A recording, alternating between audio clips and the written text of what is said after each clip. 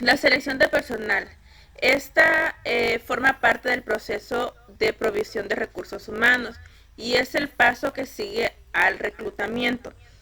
Entonces podemos decir que el reclutamiento y la selección del personal se pueden considerar fases de un mismo proceso, que es el proceso de el ingreso de nuevos recursos humanos a la organización. Y el reclutamiento es el objetivo principal de este es abastecer para el proceso de selección. En el reclutamiento es donde se anuncia que se va a necesitar más personal y donde logramos obtener varios candidatos para la selección del personal. Y la tarea básica de la selección del personal es escoger entre todos los candidatos reclutados a los que tengan más probabilidad de adecuarse al puesto y desempeño. La intención de realizar la selección es mantener o aumentar la eficiencia y el desempeño del personal, así como la eficacia de la organización. La selección pretende solucionar dos problemas básicos: adecuación de la persona al trabajo, eficiencia y eficacia de la persona en el puesto. No se debe de realizar una selección de personal porque no todos los candidatos en el reclutamiento van a tener las mismas habilidades o las mismas características para desempeñar el puesto que estamos buscando que sea ocupado.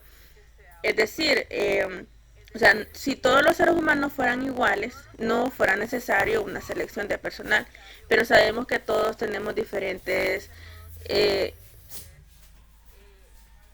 diferencias, ya sea físicas como intelectuales y emocionales, y es por esto que se necesita hacer una selección. Y habla sobre la eficacia y la eficiencia de la persona en el puesto. La eficacia se refiere a que las cosas sean hechas bien, y como ya lo sabemos, la eficiencia se refiere a que esa persona haga bien las cosas con los recursos que se le brinden. Entonces, por eso es muy importante este tema de la selección de personal. Ahora vamos a hablar acerca de la selección como proceso de comparación. Y para esto se puede utilizar dos variables. Dice, la selección es un proceso de comparación entre dos variables. Normalmente, para que un candidato sea seleccionado, podemos usar estos criterios: que X sea igual a Y. Y decimos que X son los criterios de la organización, proporcionados la descripción y el análisis del puesto o de las habilidades requeridas.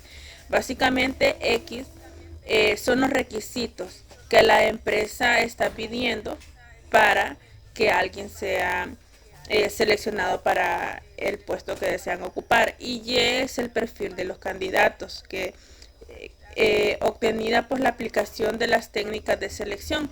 Dependiendo de la técnica que se utilice para selección, que más adelante vamos a hablar de ella, eh, es como vamos a valorar la Y.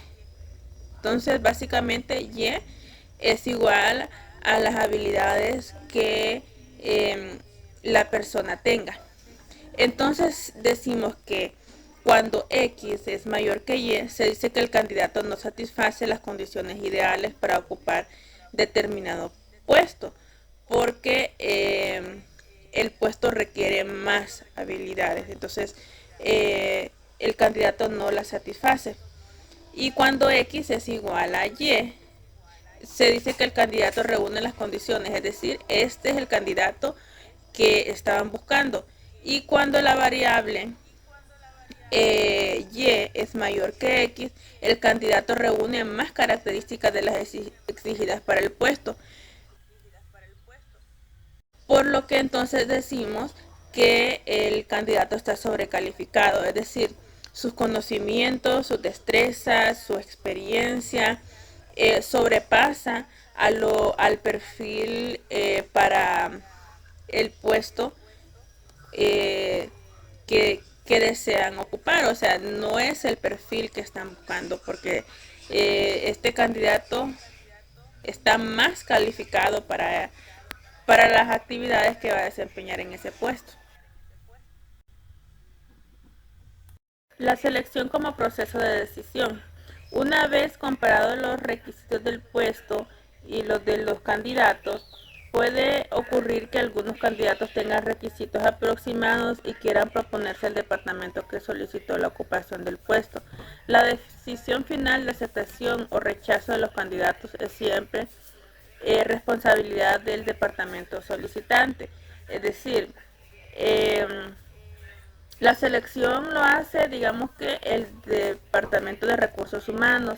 Ellos son los encargados de seleccionar cierta cantidad de candidatos, pero al final quien va a decidir si se contrata o no la persona seleccionada, o quien va a decidir cuál de las personas seleccionadas va a ocupar el puesto, es el jefe del departamento que está solicitando un nuevo recurso humano, es decir, quien va a ser el jefe inmediato de esta nueva persona que va a integrar en la organización. Y la selección de personal admite 3 modelos de comportamiento. El primer modelo es el de colocación, cuando no se incluye la categoría de rechazo, es decir, que hay una vacante y hay una sola persona seleccionada. Por lo tanto, no se incluye categoría de rechazo porque no hay más opciones, entonces ya es la persona que se seleccionó. El modelo de selección es cuando hay varios candidatos y una sola vacante. Entonces, el departamento encargado de hacer la selección da al jefe del departamento solicitante todas las opciones que tiene para contratar. Es decir, le presenta a todos los candidatos que pasaron la selección, pero ahí el jefe de ese departamento decide a cuál de todos esos cuál de todas esas personas seleccionadas va a ocupar esa única vacante. Y el tercer modelo es el modelo de clasificación. Es un enfoque más amplio y situacional con varios candidatos para cada vacante y varias vacantes para cada candidato. Aquí en este modelo, en el departamento existen varios puestos que se pueden ocupar. Por lo tanto, los encargados de la selección tienen varios candidatos y los jefes de ese departamento van a decidir qué candidato va a ocupar cada puesto. Por lo tanto,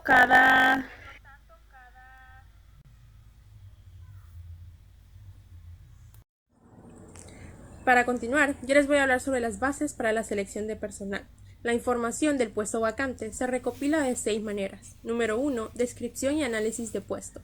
Esto es la presentación de los aspectos intrínsecos. Número 2. Aplicación de la técnica de los incidentes críticos. Esto consiste en la anotación sistemática y prudente a cargo del jefe inmediato sobre las habilidades y comportamientos que debe tener la persona que ocupe el puesto considerado. Número 3. Requisición de personal. Consiste en verificar los datos que llenó el jefe directo en la requisición personal, la especificación de los requisitos y características que el candidato debe tener. Número 4. Análisis de puesto en el mercado.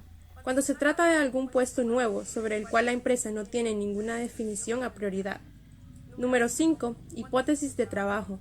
Una idea aproximada del contenido del puesto y sus exigencias para quien lo desempeñe.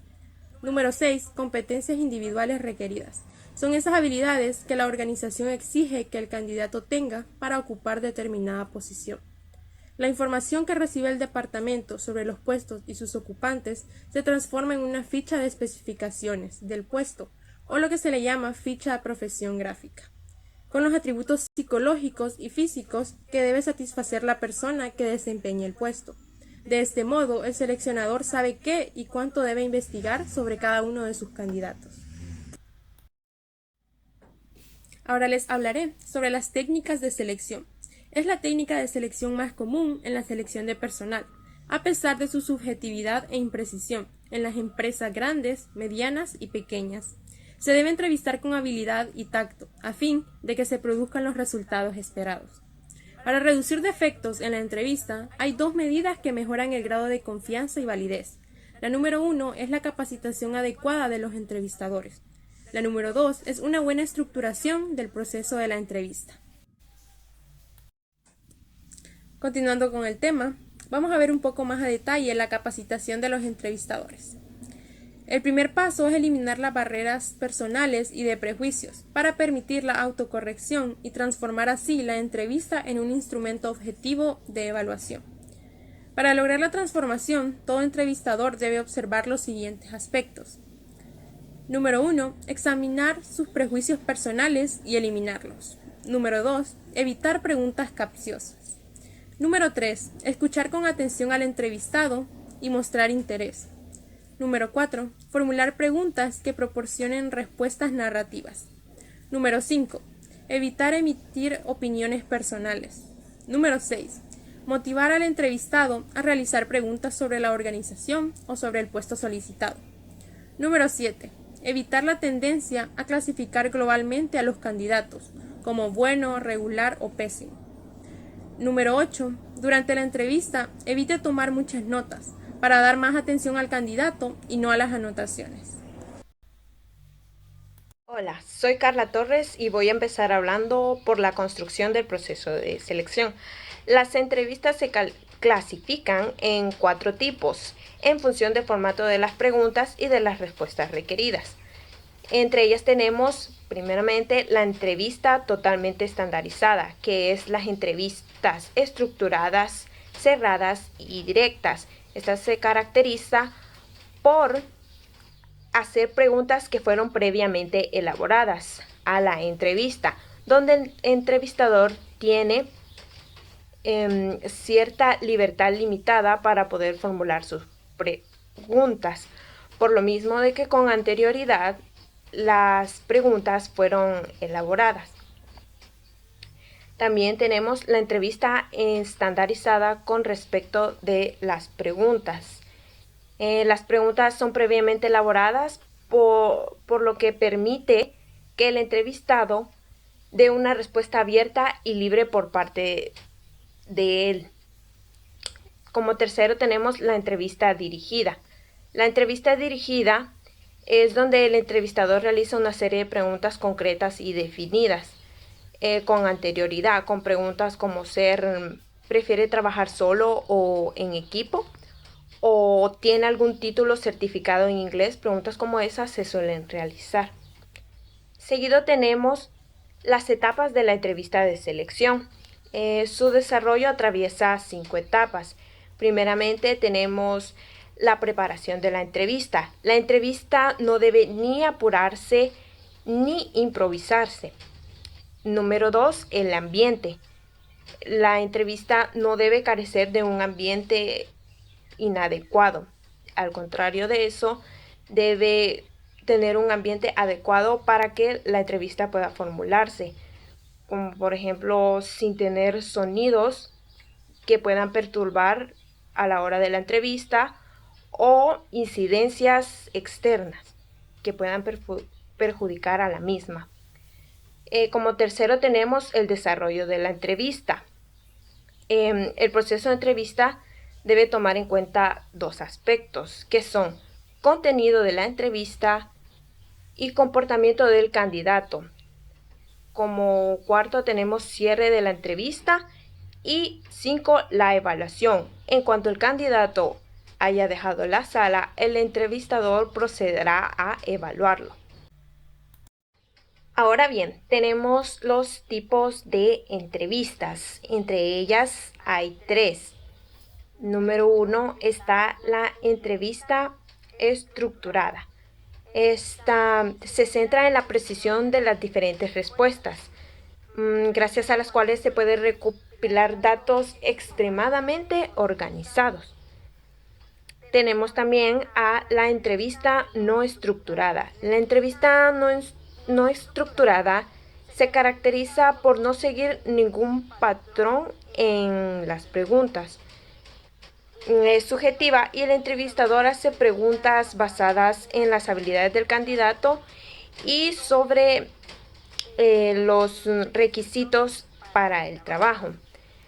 También tenemos a la entrevista semiestructurada, que se caracteriza por tener en cuenta una guía de entrevista, preguntas agrupadas por temas y base en los objetivos del estudio, de su estudio.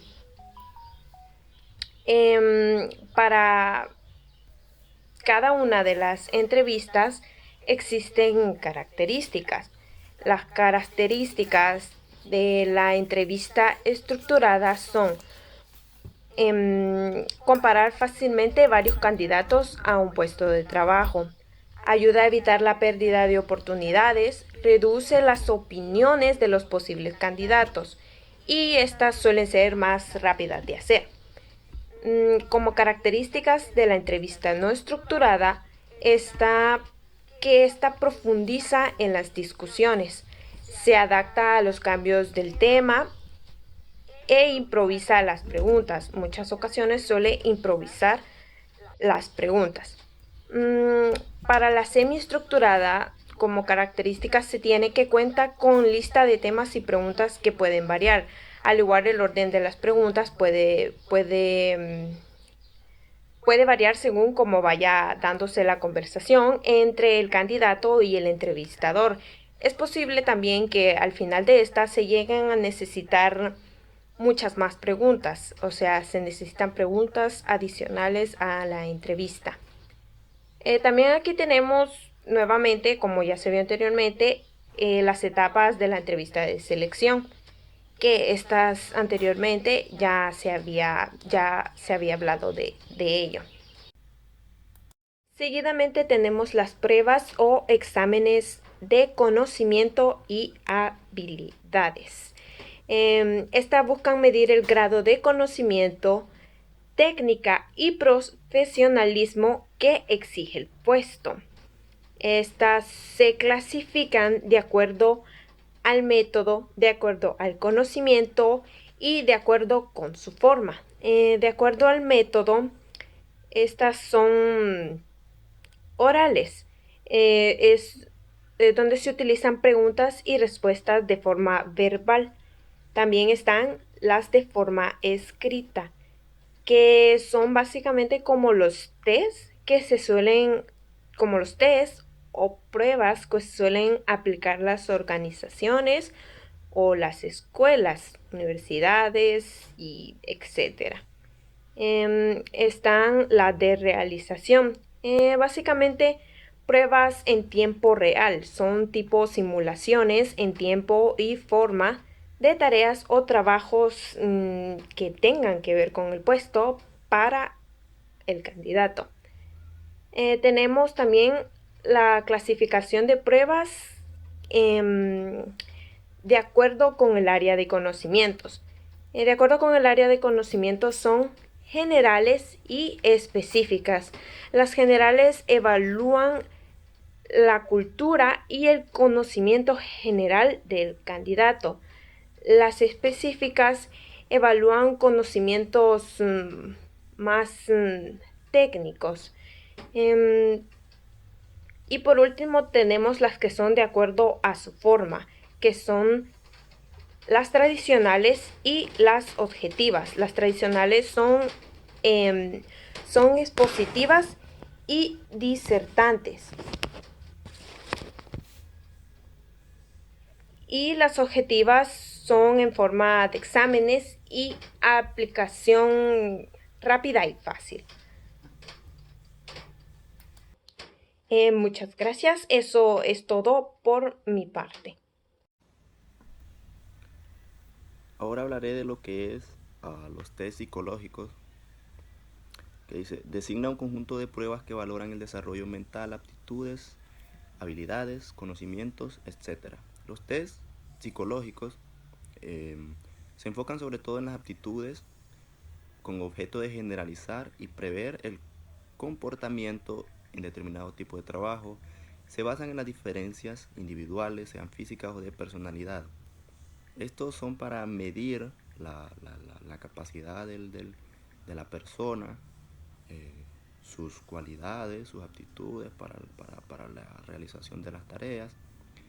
Dice que de acuerdo con la teoría multifactorial de Thurston, la estructura mental consta de un número relativamente pequeño de grandes factores más o menos independientes um, entre sí, cada uno de los cuales es responsable de una determinada aptitud. Tenemos el factor B o comprensión verbal, el factor W o de la facilidad de la palabra. Luego tenemos el factor N o factor numérico, el factor S o de las relaciones espaciales. También el factor M, el de la memoria de asociación. Tenemos el factor P, rapidez de percepción. El factor R o de razonamiento, que estos factores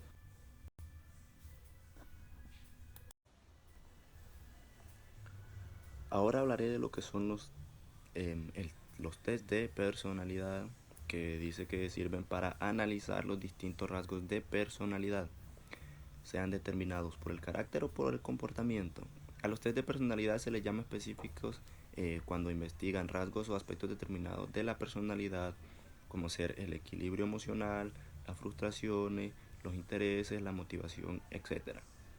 Estos test son los que miden a la persona en sí, su comportamiento ante algunas situaciones que lo pueden desequilibrar emocionalmente, cómo actúa esta persona mediante se encuentra en esta situación, si es un comportamiento que no va con lo que sería el trabajo que realiza, si el estrés le llega a presionar tanto que no puede realizar ese trabajo. Entonces acá es donde entra el papel del psicólogo, que dice que para la aplicación de estos test y la interpretación de estos mismos debe haber la participación de lo que es un psicólogo, que es quien interpretará y verá estos comportamientos. Y ahora hablaré de lo que son las técnicas de simulación, que pasan del estudio individual y aislado al estudio en grupo, y del método exclusivamente.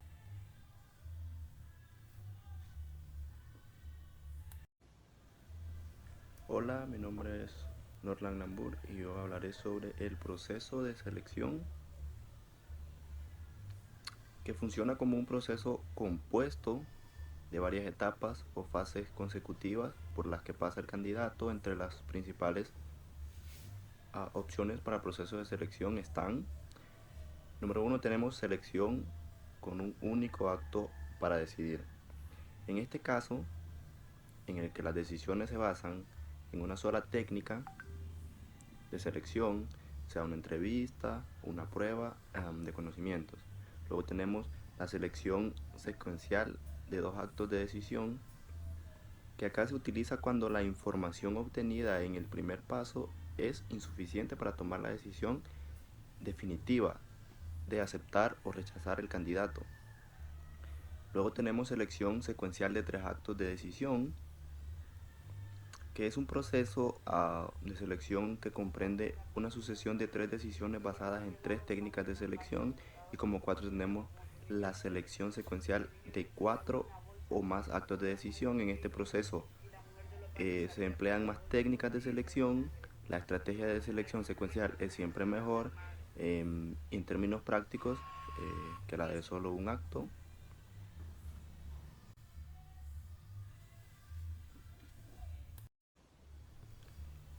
Ahora hablaré de lo que son la evaluación y control de los resultados, que dice que el proceso de selección debe ser eficiente y eficaz.